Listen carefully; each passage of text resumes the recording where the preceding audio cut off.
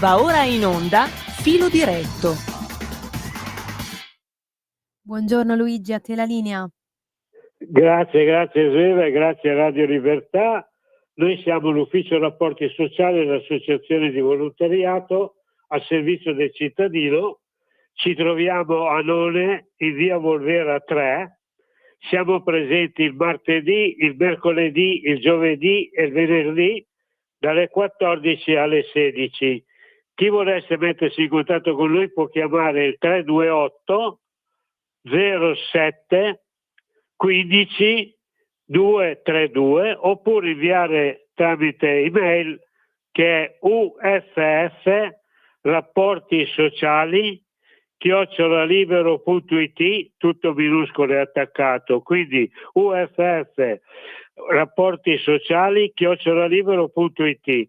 Per quanto riguarda la nostra radio, noi la ringraziamo che con questa trasmissione Filo Diretto noi l'abbiamo come base per quanto riguarda il nuovo codice della strada e anche tutto il resto che riusciamo a dire, grazie appunto alla possibilità che ci danno. E abbiamo oggi in collegamento con noi il nostro direttore, il nostro presidente dell'Associazione Disabili, il nostro Federico Gianni dei Senza Limiti, il quale oggi si parlerà prima delle attività sportive di oggi e di domani dei nostri disabili e poi anche delle altre cose che faranno come Associazione Senza Limiti per quanto riguarda un pellegrinaggio a Medjugorje e il 21 giugno la chiusura della grigliata alla Polisportiva Campus e poi tutto quello che ci sarà in futuro, perché meglio di lui che fa parte della nostra famiglia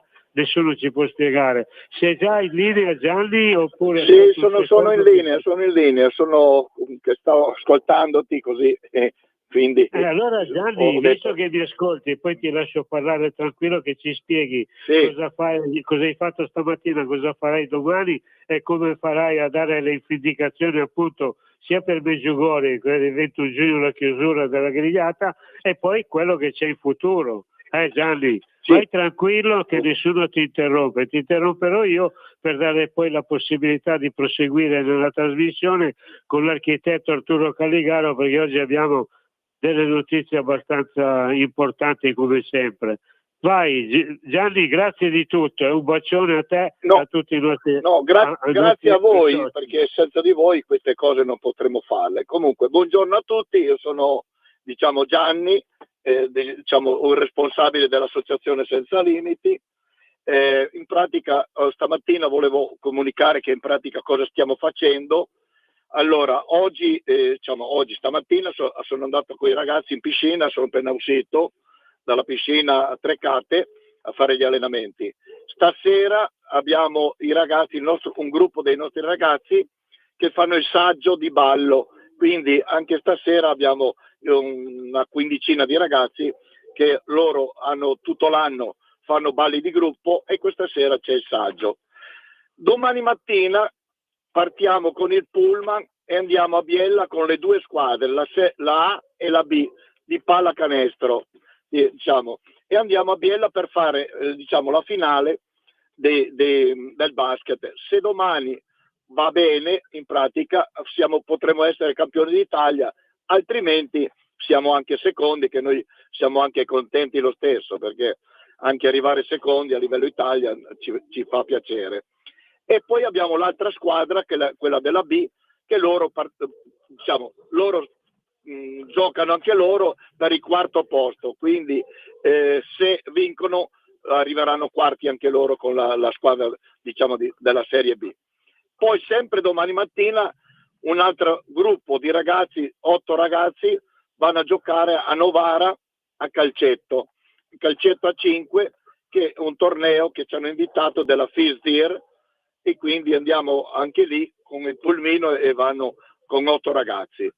E poi abbiamo sabato prossimo alla Trecate abbiamo organizzato una gara di nuoto dentro la piscina, quindi chi vuole venire sabato pomeriggio dalle 2 alle 6 c'è la gara di nuoto con i ragazzi disabili, diciamo di Torino, perché sono tutti ragazzi, il 99% sono tutti quelli di su Torino. Poi io volevo, diciamo, visto che siamo già entrati dentro nel fare la denuncia dei redditi, quindi chi volesse aiutarci, perché queste sono tutte cose che senza di quelli che ci possono aiutare noi non riusciamo a fare. Il 5 per 1000, c'è il nostro, diciamo, codice dell'associazione, che è Associazione Sportiva Senza Limiti, e se avete qualcosa da scrivere 9 7 8 4 7 2 5 0 0 1 2. Questa è una delle comunicazioni che mi fa piacere, perché tutti gli anni abbiamo il riscontro. E poi noi dal 9 di giugno al 14 facciamo il pellegrinaggio con la nostra associazione, organizzata dall'Agenzia Viaggi di Pinerolo. In pratica, assieme a loro andiamo a Meggiugori dal 9 al 14 giugno. Quindi anche lì chi volesse partecipare, abbiamo ancora un 4-5 posti. Lascio il numero di chi sta organizzando, che si chiama Remo, quindi io vi lascio il numero, se avete anche voi qualcuno che lo vuole venire può scriverselo. 3 8 8 8 5 4 7 3 6 5. Oltre a questo, se c'è qualcuno che noi vogliamo portare più persone anche gratuitamente, qualche ragazzo che non riesce mai neanche a fare le vacanze, e in pratica volevamo portarne più possibile anche a fare questo pellegrinaggio. Quindi se volete anche partecipare potete telefonare appunto a Remo, e quindi lui vi dà le coordinate di come fare. Io posso ringraziare tantissimo Luigi, che è uno dei nostri, diciamo, perni dell'associazione, perché lui è uno che si dà molto molto da fare. Quindi noi, grazie a tutte queste persone che sono bravissimi, perché io dico sempre sono delle mosche bianche, perché purtroppo oggi come oggi sappiate che non è facile fare andare avanti le associazioni, perché diciamo che è diventata una cosa molto molto grossa la nostra, e quindi abbiamo dovuto anche mettersi in regola con tutto, perché in pratica ci abbiamo dovuto prendere un commercialista e anche una ragazza che ci tiene la contabilità. Quindi anche chi vuole fare una donazione, sappiate che siete tutti noi siamo ben contenti. Grazie Luigi, io diciamo avrei finito in pratica in questa mattina. Poi andando avanti stiamo programmando tantissime cose che in pratica ormai tu fai parte della famiglia, quindi farai parte anche di queste, arriverai ancora a parlare, vai tranquillo. Poi ormai siamo una famiglia unica, quindi non c'è problema. Appena ci sono le novità, questa radio, grazie a questa radio riusciamo a esprimere e a dirle. Difatti stai parlando di quello che hai fatto in mattinata oggi e quello che farai domani. Non parliamo di chissà che cosa, inventandoci chissà cosa. Poi con i nostri disabili, sabato, la gara che facciamo sabato, però è troppo seria. Gianni. Quindi noi abbiamo molte cose, perché stiamo programmando, diciamo, anche le cose quando chiuderanno le piscine, le palestre, le cose delle scuole. Stiamo programmando per fare qualche festa o fare le cose nei laghi che riusciamo anche a portare un po' di ragazzi a, diciamo, fare le giornate, a prendere un po' di sole e nuotare dentro il lago. Va bene, dai Gianni, io ti ringrazio e so che tu hai premura perché hai anche tante cose da fare.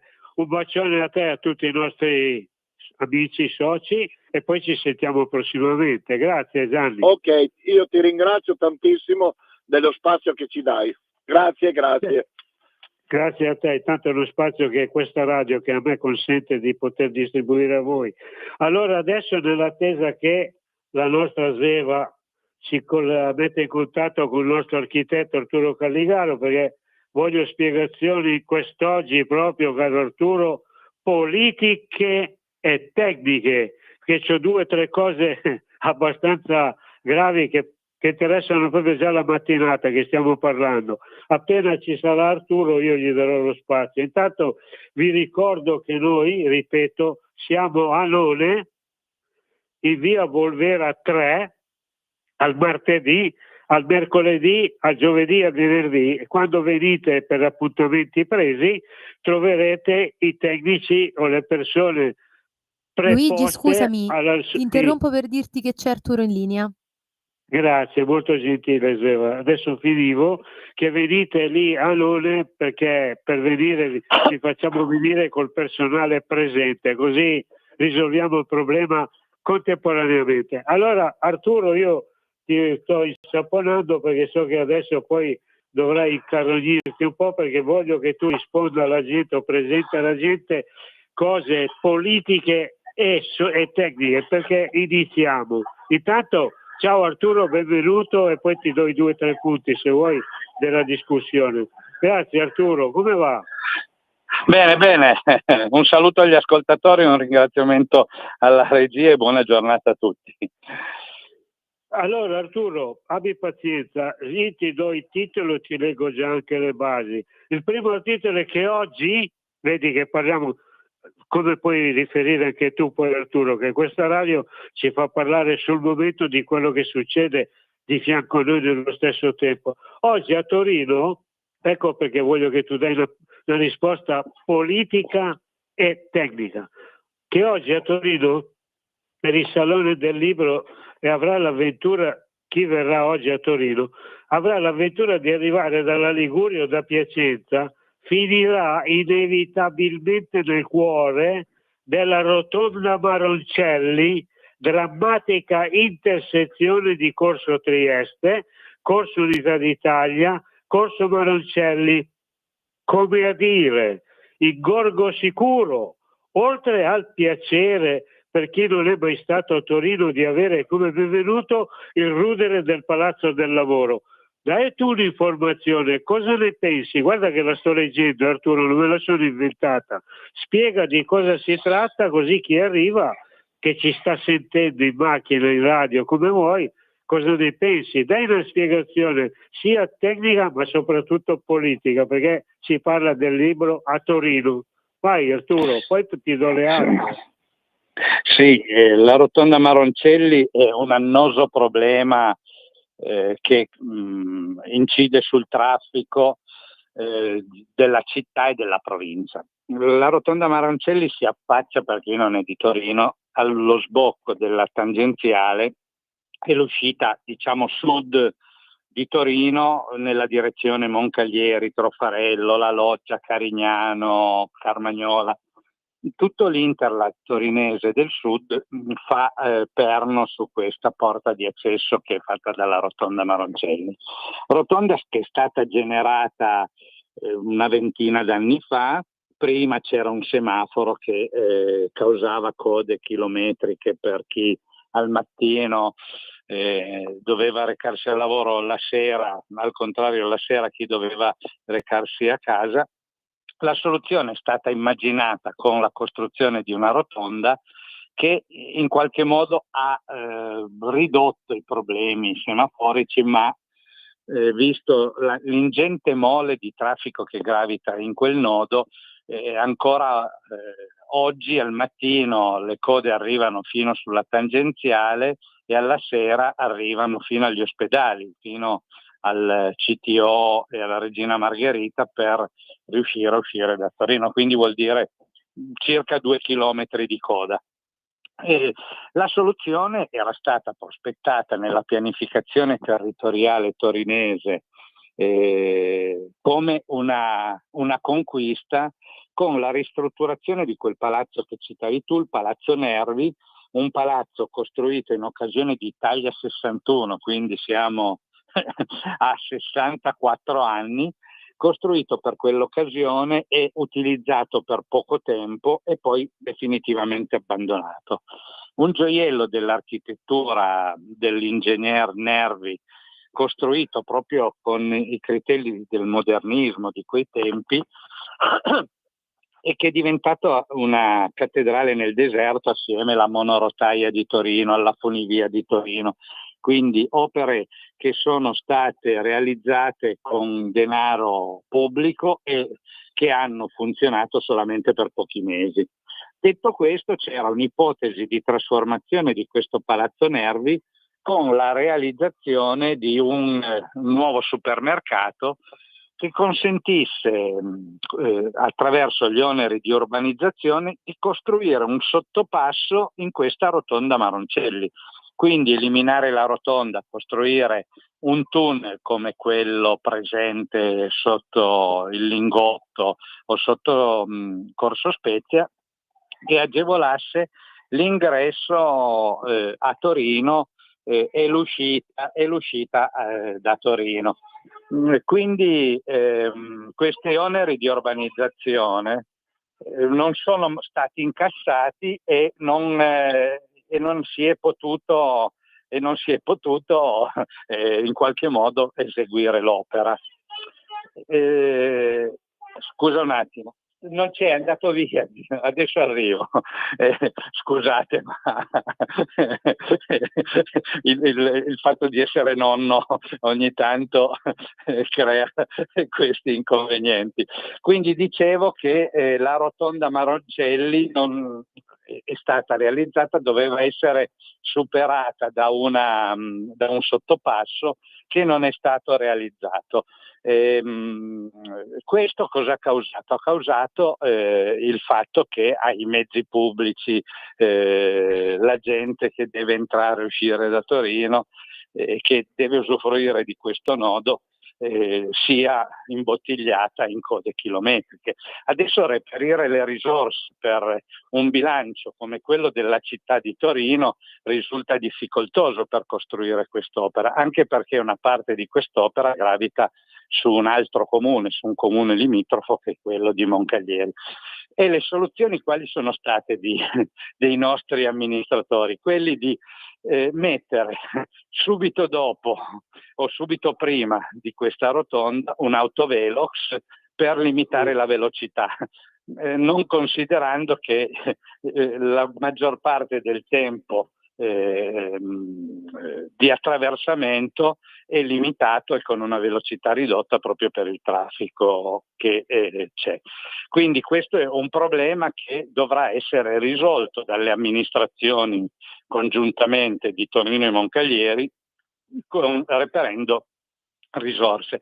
Certo che se le risorse a Torino e Moncaglieri vengono destinate per la realizzazione di piste ciclabili, anziché di opere che riducano le code del traffico e che fanno aumentare l'inquinamento, ma in ossequio alla teoria green che favorisce la circolazione ciclabile anche laddove non c'è nessuno che usa la bicicletta, è chiaro che se si sprecano i soldi in altre opere non ci sono le risorse per realizzare le infrastrutture di snellimento del traffico. Quindi chi va al Salone del Libro potrà vedere la nostra rotonda e ammirare quando uno è in coda. C'è da ricordare che la demagogia delle amministrazioni che hanno amministrato Torino in questa rotonda, non so se tu te lo ricordi Luigi, avevano installato delle sculture enormi, delle specie di pilastri di un artista che si chiama Pomodoro e che ha voluto un compenso per esporre le sue opere in quella rotonda. Quindi altre risorse pubbliche che sono state destinate nel passato per un'opera di immagine anziché un'opera che potesse risolvere i problemi del traffico. Ma anche nella prima parte, prima che lasciamo poi la opinione un attimo, tu parli di risorse, Arturo, ma a livello politico, visto che tu sei il nostro politico principale anche della città di Moncaglieri, ma soprattutto di Torino e della regione, senti un po', ma ragazzi, parliamo di Torino. Maserati dice addio a Torino e Stellantis smantella Mirafiori. Ma questo è di adesso, dove dice che era nell'aria, mentre continua a circolare con insistenza la voce di una vendita. Per ora Gran Turismo e Gran Cabrio verranno prodotte a Modena, però l'azienda assicura che non si tratta di un disimpegno sullo stabilimento torinese, concentrati sulla 500 ibrida, modello cruciale per il futuro. Qui, Arturo, puoi rispondere tecnicamente e politicamente, perché qua a Torino, ragazzi, se c'è bisogno di soldi per pagare quello che stavi dicendo tu e vendiamo con quel poco che possiamo produrre, dove andiamo a prendere i soldi? Da chi li dobbiamo rubare? Vai, rispondi. Sì, a questo c'è da aggiungere la notizia della settimana che anche Italdesign viene dismessa dalla Volkswagen. Volkswagen aveva il centro ricerche qua a Moncalieri di Italdesign con qualche centinaio di operai. La notizia dell'altro giorno che proprio a causa della crisi dell'automobile e anche per Moncalieri è grave perdere qualche centinaio di posti di lavoro, ma abbiamo letto che in qualche modo questa fabbrica verrà dismessa. Anche qua si ipotizza una vendita, ma noi oramai non crediamo più a quello che ci raccontano. Ce ne hanno raccontate talmente tante sul destino dell'automobile a Torino e provincia che oramai siamo un po' prevenuti quando ci sono questi annunci. È chiaro che si mascherano operazioni finanziarie di alto livello. Questo però è anche il frutto di questa ideologia green che per favorire l'auto elettrica, la mobilità elettrica prodotta, sottolineo, gran parte in Cina, penalizza la nostra industria dell'automobile e quelle collegate di quello che si chiama automotive. Quindi anche in questo contesto il nostro governo dovrà prendere coscienza e intervenire in questo contesto, soprattutto facendoci sentire verso l'Europa, che non può continuare a proseguire con questo ostracismo verso il motore termico che causa questi disastri, soprattutto in una città e una provincia come quella di Torino, dove sull'automobile ha molto della sua ricchezza economica. Allora, noi capiamo i problemi dell'ambiente, anche se ci sarebbe molto da discutere, ma riprendendo quella famosa frase che la fine del mese viene prima della fine del mondo, anche gli operai torinesi della provincia di Torino devono continuare a poter lavorare per ricevere uno stipendio, mantenere una famiglia e sostenere un'economia che è quella del territorio, altrimenti ci sarà desertificazione in Torino e in provincia delle attività economiche e conseguentemente un periodo di crisi molto profondo per la società piemontese. Quindi noi non ci crediamo a queste promesse. Ne abbiamo sentite tante, siamo estremamente preoccupati e vorremmo che i sindacati si interessassero a questi temi anziché a altri temi di lotta politica o di propaganda politica, ma che in qualche modo intervenissero e costringessero le società proprietarie, soprattutto una società come la Fiat che dallo Stato ha ricevuto molto e da Torino ha ricevuto molto, costringerla a sedersi a un tavolo e vedere quale sarà il futuro e quali saranno le loro intenzioni per il futuro dell'automobile e soprattutto per il futuro di Torino. Non si può vivere solo di Salone del Libro e di qualche altra manifestazione di museo egizio. Torino è una città industriale, deve avere un'alternativa allo sviluppo dell'automobile e l'elettrico non è il futuro per Torino né di Mirafiori e nelle altre industrie. Sì, vabbè, adesso diamo lo spazio magari per la pubblicità, poi nella seconda parte, Arturo, trattiamo anche problemi di altre zone, le spiego, poi tu mi darai informazioni perché sono informazioni tecniche che io leggo solo ma non riesco a capire. Lasciamo riposare un minuto la radio così tu fai un bacione ai nostri nipotini e poi riprendiamo tranquillamente. Diamo la parola allo studio. A voi studio.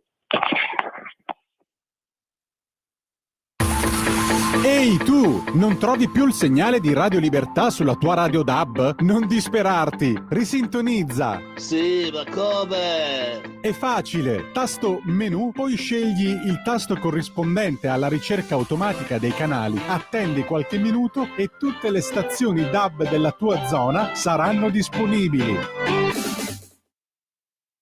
Sempre più liberi, con La Tua Radio è il nuovo sito che mette in prima pagina opinioni, firme, notizie, uno sguardo nuovo e originale sui fatti che ci circondano. Il nuovo quotidiano online, semplicemente radiolibertà.net. Di nuovo a voi la linea. Ok, allora riprendiamo la seconda parte, Arturo, e iniziamo facendo vedere che ci interessiamo un po' di tutto, delle problematiche che succederanno a Milano, e siccome siamo abituati a dare informazioni in anticipo, qui pare, Arturo, che la ZTL nel quadrilatero di Milano partirà dal 12 luglio, ci sarà via libera alle multe tramite le telecamere ai varchi, così magari sentendo le altre città le copieranno. Dice che il comune ha fissato il giorno di partenza per i primi 2 mesi, gli occhi elettronici saranno in pre-esercizio. Comunque tutta l'informazione, gli orari e le deroghe previste, io mi permetto di dare gli orari perché leggo, non è che sono intelligente io. Allora, mancava solo la data e ieri il comune l'ha fissata, partirà il prossimo 12 maggio la ZTL quadrilatero, tu spiegherai cosa vuol dire, che come faccia, Arturo, con i primi 2 mesi di pre-esercizio delle telecamere. Dice periodo in cui gli occhi elettronici saranno utilizzati per verificare il corretto funzionamento di rilevazione automatica delle infrazioni, ma non sanzioneranno. Quindi eventuali multe potranno essere emesse dagli agenti della polizia locale. Dal 12 luglio invece via libera le multe tramite le telecamere posizionate ai varchi. Allora, la ZTL quadrilatero sarà attiva, Arturo, 24 ore su 24 negli isolati definiti dalle vie Manzoni, Senato, San Damiano, Corso Monforte, via Cino del Duca dell'area pedonale di Corso Vittorio Emanuele. Il divieto di accesso sarà in vigore per tutti i mezzi con l'esclusione previa registrazione di residenti e domiciliati muniti di autorizzazione dei proprietari di box o posti auto della ZTL di coloro che sono diretti alle auto rimesse presenti nelle ZTL e servizio delle imprese che si occupano di manutenzione, ad esempio impianti idrici e gas, di artigiani e impiantisti che prestano occasionalmente servizio, cui sono concessi 50 ingressi all'anno, e dei mezzi di enti che offrono prestazioni gratuite di pronto soccorso e di assistenza sociosanitaria. Viste inoltre le attività della zona legate alle più importanti maison della moda che organizzano eventi di richiamo nazionale ed internazionale, sono previste alcune deroghe per i veicoli destinati ai supporti delle manifestazioni, previa autorizzazione del comando di zona della polizia locale e solo per il tempo strettamente indispensabile. A questi si aggiungono le auto degli ospiti dirette alle strutture alberghiere, i taxi e gli NCC, oltre a quello a supporto di attività di car valet, ovvero il servizio di presa in custodia, parcheggio e successiva riconsegna del veicolo offerto da alcuni esercizi commerciali nonché strutture ricettive. Ancora una nota, così completiamo bene, far capire che diamo l'informazione esatta, poi qualcuno la spiegherà. Perché dice che i veicoli destinati al trasporto di cose potranno accedere, Arturo, negli orari a loro riservati dalle 20 all'1 di notte e dalle 9 del mattino alle 11 senza registrarsi preventivamente, dato che il sistema di lettura delle targhe è in grado di riconoscere la categoria di veicoli in autonomia, stessa modalità valida anche per i veicoli che trasportano prodotti alimentari deperibili, che avranno anche un'altra fascia oraria dalle 16 alle 18, valida tutti i giorni. Quindi per il primo anno di attivazioni le moto e ciclomotori potranno accedere alla ZTL. È una notizia importante per la Lombardia, per Milano, e penso che tu, Arturo, avrai capito bene di cosa si tratta. Spiegala tecnicamente e anche qui politicamente, che poi se Torino crede che va bene magari la facciamo anche noi o ce l'abbiamo già. Adesso parla pure tranquillo, Arturo. Sì, sono quelle iniziative ideologiche proposte dalle amministrazioni che governano le nostre città e che sono quelle che per ideologia vogliono impedire l'uso dell'autovettura privata. E se avesse la soluzione potrebbe avere un senso, perché nelle città, nelle maggiori città europee, queste iniziative sono già state adottate.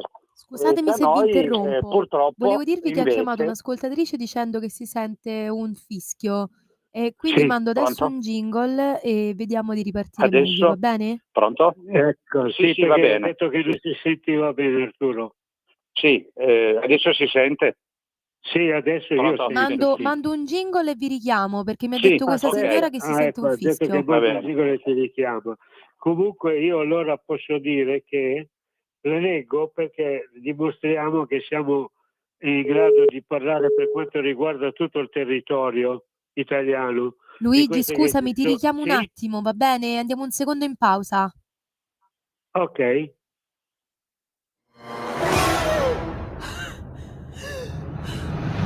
Pensa a respirare. Ora abbandonati. Che cosa vedi? Luce, oscurità, l'equilibrio. È tanto più grande. È stato un risveglio. Hai sentito? Conosco una sola verità.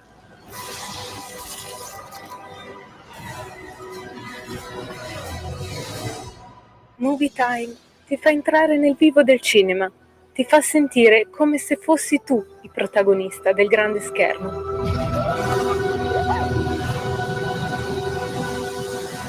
Ogni sabato dalle ore 16. Sempre più liberi con La Tua Radio è il nuovo sito che mette in prima pagina opinioni, firme, notizie, uno sguardo nuovo. Di nuovo a voi la linea e ora speriamo che si sia ripristinato bene il suono, che da qui si sentiva tutto alla grande. Va bene. Sì, allora dicevo che appunto sono scelte che sono state intraprese da altre città europee, però con un contorno di altre iniziative, non solo quelle della stretta chiusura e del controllo degli accessi al centro storico. Se questa iniziativa può far piacere a chi è residente nel centro storico e quindi vede meno afflusso di autoveicoli del centro, dall'altra penalizza chi nel centro ha la sede di lavoro o all'attività economica. Quindi nelle altre città europee come si è risolto questo? Si è risolto appunto stanziando risorse per far sì che la mobilità venga trasferita dalla gomma a dei mezzi pubblici o soluzioni di trasporto condivise come il car sharing, oppure dando incentivi affinché si realizzino parcheggi privati interrati, in modo da dare la possibilità di arrivare fino in prossimità delle ZTL, posare la macchina senza tanti problemi e poi prendere mezzi pubblici che portano nelle varie parti della zona a traffico limitato, quindi mezzi pubblici efficienti, metropolitane, e mi sembra che questo non sia la realtà di molte città italiane e di molte città amministrate appunto da amministrazioni che hanno questa ideologia e che vogliono penalizzare il traffico privato. Il problema è che queste amministrazioni vogliono sempre solo penalizzare il traffico senza mettere mano al portafoglio e quindi dare incentivi alla gente affinché possa sostituire una macchina vetusta, quindi contribuire al rinnovo del parco auto, investire per creare parcheggi, investire per creare mezzi pubblici efficienti e veloci. Invece queste amministrazioni fanno i provvedimenti e questo ricade sempre solo sulle spalle dei cittadini. Quindi si vuole in qualche modo arrivare a certi obiettivi, ma non spendendo una lira e non mettendo mano al portafoglio, e soprattutto non disdegnando, è quello che ripetiamo sempre, di fare cassa sulle spalle degli automobilisti, quindi mettendo telecamere, autovelox e tutte le diavolerie, semafori e quant'altro per poter fare un po' di cassa sulle spalle degli automobilisti.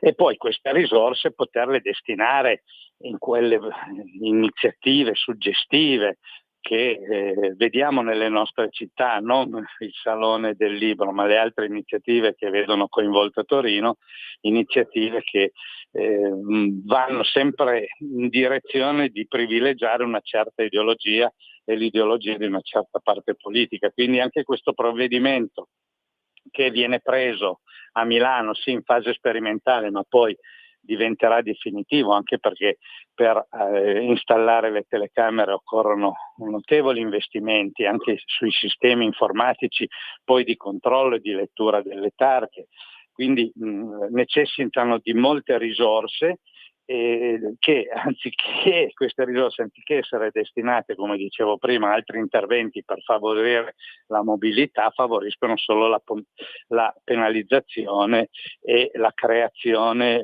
di potenziali introiti per l'amministrazione comunale.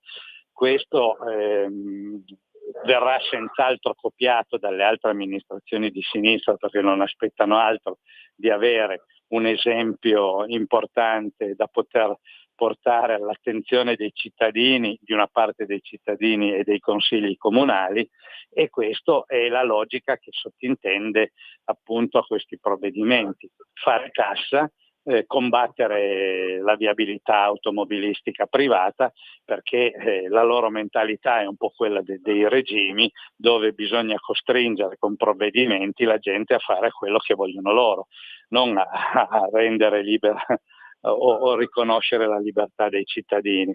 Un altro provvedimento che è stato preso nell'Europa, non so se ne hai parlato nella prima parte, Luigi, che è quello che anche in questo contesto si va a penalizzare le autovetture più datate, accorciando i tempi di revisione delle autovetture, un provvedimento europeo che andrebbe a gravare di nuovo sulle tasche dei cittadini, e magari questo lo faccio illustrare da te che sei aggiornato, e questa notizia l'abbiamo commentata l'altro ieri. Vai pure, No, Luigi. ma quella la possiamo fare tranquillamente anche la prossima settimana, ma adesso era perché questa qui del quadrilatero di Milano, sai, non è piccola, perché è una cosa che interessa moltissimo, specialmente la Lombardia, e così la cosa è partita dal 12 maggio, però dal 12 luglio c'è via libera alle multe tramite le telecamere e i varchi, cioè è giusto avvisare che fra qualche mese, poverini, non è che va tutto liscio come sta andando in questi giorni che sono di preparazione, perché questa è una preparazione. Poi vi darai una risposta anche di quello che sta succedendo a Collegno, visto che rientriamo anche a casa nostra, diciamo tra virgolette, in Piemonte. Quindi per quanto riguarda la ZTL che faranno nel quadrilatero di Milano, pensi che la rifaremo o la facciamo, ce l'abbiamo già più o meno simile anche a Torino, visto che è una cittadina anche Torino? Che dici, Arturo? Sì, è in fase di studio anche a Torino. Se ne era parlato circa 6 o 7 mesi fa, all'inizio della stagione fredda, della stagione invernale. dove anche Torino vuole creare un anello di telecamere su alcuni corsi o su alcune strade, su alcune vie, per fare in modo da non far entrare nella zona, diciamo, aulica, non centro storico, ma una zona un po' più ampia, quella che va ad esempio da Corso Dante a Corso San Maurizio, solo le vetture Euro 6. Quindi anche qui c'era il progetto di installare telecamere per controllare le targhe e levare sanzioni a chi oltrepassa i varchi. Questo è stato un po' messo nel cassetto, forse perché sono preoccupati appunto del danno d'immagine che danno questi provvedimenti, per cui non volevano mettersi contro l'opinione pubblica. Ma anche Torino è pronta, perché Torino, analogamente a Milano, sta combattendo l'utilizzo del mezzo privato e combatte sulla mobilità fatta appunto dagli autoveicoli, contrariamente a Milano, che ha una rete di metropolitane, una rete di servizi pubblici, non dico invidiabile, ma discreta, mentre Torino, nella zona del centro storico, ha solo una metropolitana che attraversa via Nizza, una metropolitana non con i criteri classici, e non ha altre infrastrutture. Per cui anche Torino è già pronta, c'è già un progetto nel cassetto. Ho paura che voglia vedere la ricaduta che avrà su Milano per poterla poi attivare tranquillamente anche per la nostra città. Quindi Torino è già pronta, ha già un progetto nei cassetti, ha già i preventivi, penso abbia già acquistato anche il software per la gestione di queste cose, quindi anche a Torino dobbiamo incominciare a preoccuparci. A lì ti devi preoccupare anche a livello politico, perché io volevo fare una domanda da cittadino a te come politico, ma il governo, lo Stato, non può decidere come comportarsi, per esempio, visto che adesso tocco il tema che è tuo, quello al quale tu tieni molto di più, ma i monopattini ad alta velocità, senti un po', 6 mezzi confiscati a Collegno, uno è in grado di superare i 70 km/h.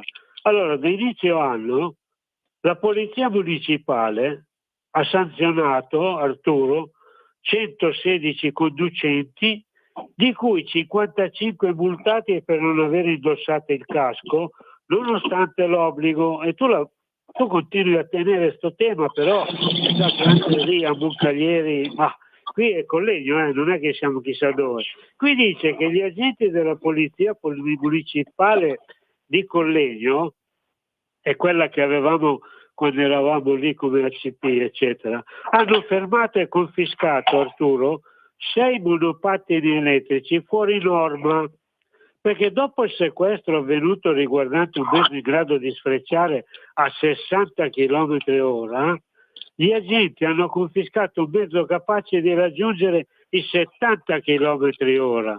Era equipaggiato con un motore, Arturo, da 2,5 kg. Allora, ma quando si organizzano i monopattini e la legge, lo Stato li accetta, non deve dare le regole il governo, lo Stato, cioè non devono essere per forza regolari queste cose quando circolano, perché questi continui interventi da parte della Polizia Municipale dice che sono fondamentali per garantire la sicurezza dei nostri cittadini, ma non sono i nostri cittadini che non si garantiscono la sicurezza comportandosi in questo modo, perché una risposta la dobbiamo dare, Arturo, al di sopra di quella personale, quella generale, perché chi compra i monopattini sono magari quelli che non accettano la sicurezza e la garanzia. Qui dice che sono stati appunto sanzionati 116 conducenti nei primi 3 mesi. Non sono pochi, visto che non è ancora arrivato a livello generale il monopattino. Questo è un tuo giudizio, perché dice che per l'utilizzo dei veicoli fuori norma, 2 per trasporto di passeggeri e 52 per soste irregolari. Quindi ben 55 sono stati multati per non aver indossato il casco nonostante l'obbligo. Quindi se c'è l'obbligo, Arturo, tu politicamente, per esempio a Buccaglieri, visto che tu fai parte proprio anche lì del Consiglio, non parlate, non discutete, aspettate che ci sia la gente morta, che ci siano i disastri, cioè come ci dobbiamo regolamentare noi? Quando arrivano da noi, tu sei presente il mercoledì che è il tuo orario, che risposte dai alla gente quando ti fa queste domande, Arturo? Sì, la legge è stata fatta, la legge ha degli ottimi presupposti. Purtroppo le leggi bisogna farle applicare. Tanto di cappello al comune di Collegno, che è riuscito a scovare questi veicoli fuori legge. Io vorrei sapere come è riuscito a scovarli, perché io non ho mai visto per le strade una pattuglia fermare un monopattino, anche perché appunto senza targa, anche sotto quelle famose telecamere, queste infrazioni non vengono rilevate e quindi praticamente i monopattini senza targa godono di un'immunità totale. Mi chiedo solo come hanno fatto i vigili di Collegno, un'azione lodevole che dovrebbe essere fatta in tutti i comuni, perché le norme ci sono, quello che manca è l'applicazione, un po' come le altre normative italiane, no? Le leggi sulla sicurezza, sulla giustizia, che in qualche modo vengono usate, utilizzate solo per colpire i cittadini italiani onesti, quelli che lavorano, che hanno uno stipendio, che hanno una pensione, che hanno delle proprietà. Ci sono alcune categorie invece che godono dell'impunità totale, no? Lo vediamo tutti i giorni nei fatti di cronaca. Bisognerebbe appunto capire come hanno fatto gli agenti di Collegno ad arrivare a scoprire questi Te lo dico subito io come hanno fatto, però mi devi spiegare tu cosa leggo. Allora, il comandante ha sottolineato che sebbene la vendita di questi monopattini ad alta potenza, dice, non sia vietata, l'utilizzo sulle strade pubbliche è illegale. Sono veicoli, Arturo, e qui la tua spiegazione, progettati per altre finalità come l'off-road, è questa quella che tu dovrai spiegare cosa vuol dire, e non destinati all'uso in strada. Perché si trovano in strada se non devono essere usati per strada? Primo, è fondamentale che i cittadini prestino attenzione a cosa acquistano se intendono utilizzare questi mezzi su strade pubbliche. Quindi il cittadino che deve fare? Laurearsi per acquistare un monopattino? Perché quel monopattino non dovrebbe essere stato costruito per quel tipo o per altro? Ti dico, chi si deve interessare? Perché ce la prendiamo con noi ultimi perché acquistiamo un prodotto che dovrebbe esserci utile? Ecco, la risposta è questa, Arturo. Mi pare di averti risposto alla domanda. L'off-road è non destinati all'uso in strada. Cosa vuol dire? Dai tu una spiegazione tecnica e politica, Arturo. Qui c'è la risposta, io non la so leggere, la leggo e basta, vai. La traduzione letterale di off-road vuol dire fuoristrada, quindi sono veicoli come un po' le nostre moto da cross, da circuito, da pista, che possono essere utilizzate fuori dalle strade normali, quindi non nella circolazione normale, sono veicoli particolari. Allora, chi compra un veicolo di quel genere lo sa che quel veicolo è destinato non al traffico, alla mobilità quotidiana, ma per alcune motivazioni, alcune destinazioni, alcuni scopi che sono altri che non quelli della circolazione normale. Se qualcuno li acquista e poi circola per strada, hanno il vantaggio rispetto a un'autovettura o un motociclo che fa le gare e che non ha la targa, non può circolare per strada, no? Perché la prima pattuglia che lo ferma gli sequestra il mezzo. I monopattini non hanno ancora la targa, no? Quindi quando sarà a regime la norma che anche i monopattini devono avere la targa, anche queste cose verranno a cessare o verranno meno, perché saranno controllabili e quindi avranno un libretto di circolazione, quindi dal libretto comparirà la destinazione di quel mezzo e se può circolare per strada e ha tutti i requisiti di sicurezza di un veicolo che può circolare sulle nostre strade. Solamente in presenza di un libretto ufficiale riconosciuto e obbligatorio, soprattutto come i motoveicoli e le autovetture, questo garantirà il fatto che circoleranno solo i mezzi a norma. e lì appunto, ripeto, a Collegno avranno scoperto qualcuno che vendeva questi monopattini fuori norma, fuori legge, non certo con i controlli sulla strada, con il presidio della strada, come dovrebbe essere, perché se io fermo un monopattino, non ne fermo adesso che vanno in 2 senza casco, fermarne uno per strada, andare a verificare se non ho un libretto e una targa, se questa norma mi risulta difficile, perché io fermo un mezzo, come faccio a sapere la potenza? Non sono dotato di una molla dinamometrica che mi può calcolare la potenza di quel veicolo. Quindi anche questo provvedimento, questa notizia vuol dire che qualcuno ha fatto un esposto o qualcosa in questo senso, perché la vedo dura che con... Scusa, visto che manca poco la chiusura, ma scusami, se in una cittadina come Collegno, giusto, 116, in una città come Torino, cosa sarà? 1150? Ma ti rendi conto questa gente in giro cosa creerebbe? Questo è il punto.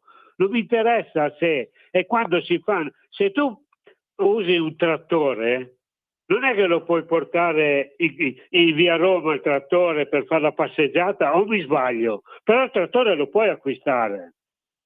No, o mi sto sbagliando, io parlo da cittadino. Quindi se faccio i numeri e a Collegno 115, 116, a Torino sarà 1000 volte di più, o mi sbaglio? 100 volte di più. E allora? E questo è il risultato. Poi ragazzi, funzionano, circolano, ci sono già, Arturo. Vai che poi chiudiamo. Sì, questo che la dice lunga sui controlli. Quando tu fai i controlli solo da remoto e non fermi, non fai i controlli proprio reali sulle strade, fermi chi non è in regola e li vedi da lontano. Io non ho mai visto una pattuglia dei vigili urbani a Torino fermare qualcuno. Quindi quando non fai i controlli, ti limiti a fare i controlli virtuali da remoto, questi fatti non emergeranno mai. Speriamo che venga applicata in tempi brevi la norma, in modo che tutti i monopattini possano avere una targa con un libretto di circolazione obbligatorio che dia tutte le indicazioni sulla potenza, come un'autovettura, no? Sull'autovettura nel libretto c'è scritto tutto, quindi quando sarà applicata in toto la legge, anche per i monopattini non ci sarà più il Far West, quindi l'anarchia come ora. Quindi a Torino ci saranno molti monopattini irregolari che dovranno essere regolarizzati, perché con la targa anche i sistemi di controllo da remoto, come quelli che abbiamo ricordato prima, eseguiti con le telecamere che controllano gli Euro 4, gli Euro 3, gli Euro 2, controlleranno anche il libretto di circolazione dei monopattini. Fino a quel momento però dobbiamo attendere, e sappiamo benissimo che esiste una vasta fetta di irregolarità. Purtroppo è stata tollerata in un'ottica di mobilità verde sempre dall'ideologia green, e che ha portato a questi eccessi. Fortunatamente a Collegno qualcosa è emerso, speriamo che emerga dalle altre parti. Bene, siamo in chiusura, Arturo. Sì, io saluto gli ascoltatori, auguro una buona giornata e un saluto alla regia, e noi ci sentiamo presto, Luigi. Sì, ti aspetto, perché c'è gente che vuole venire, deve venire per altre ragioni. Grazie Arturo, un bacione a te e a tutti i nipotini. Buongiorno a tutti. Grazie, allora io ringrazio ancora la nostra Sveva che consente appunto di poter parlare. Penso che la trasmissione sia andata normalmente, anzi da come l'ho sentita senz'altro, e ricordo che noi siamo a None, in via Volvera 3, dal martedì, mercoledì, giovedì e venerdì dalle 14 alle 16. Chiamate il 328 0715 232, oppure se volete chiedere informazioni tramite messaggi, scrivete alla radio al 340 6709 659 e loro vi daranno le altre informazioni. Ringrazio appunto la nostra Sveva e la nostra Radio Libertà, a tutti gli ascoltatori un forte abbraccio e attenzione perché stiamo iniziando ad avvicinarsi alla bellissima stagione di temperature e di cose, quindi attenzione anche al traffico. A tutti un forte abbraccio e risentirci a sabato prossimo. A tutti buona salute, grazie e buongiorno.